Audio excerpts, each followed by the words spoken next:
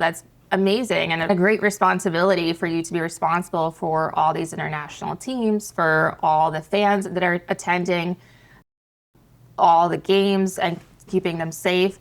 Tell us a little bit about how this is coming together and all the folks that are involved. Yeah, the way to put this is when you think about all the different groups and organizations that are together, right? It's not just obviously the federal government, it's state and local government. When you're talking about an event of this size, you need to rely on your state and local partners, both from a governmental perspective, but also especially from a law enforcement perspective. Thinking about a Super Bowl, and I always go back to a Super Bowl because that is our largest event every year. Putting aside, let's say, a joint address to Congress, let's say, or an inauguration or political conventions.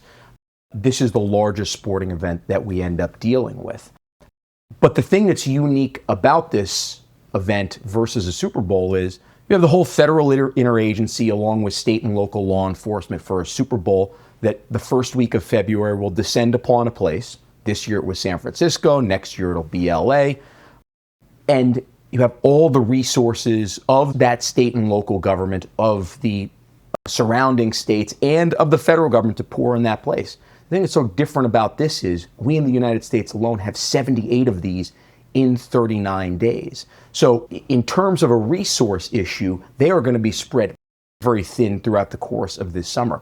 Not to mention all the Freedom 250, America 250 events, all the the amazing things over our semi-quincentennial. You mentioned New York; they're going to have this incredible Sailforth 250 and this naval review where the tall ships are going to be coming under the Verrazano Narrows into New York Harbor, and it's going to be incredible from July 1st to July 9th. That's also while the World Cup is going on in New York, New Jersey. So, I mean, in terms of the resource pull on NYPD, Jersey State Troopers, on our federal law enforcement partners there, it really, really is unlike any event that we've ever done at this point.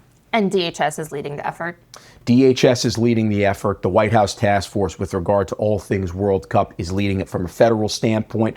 Department of Homeland Security is our funding mechanism, even though we're a White House Task Force. A lot of people don't really realize this. The White House does not have anywhere near the size of the budget as, let's say, the Department of War or the Department of Homeland Security.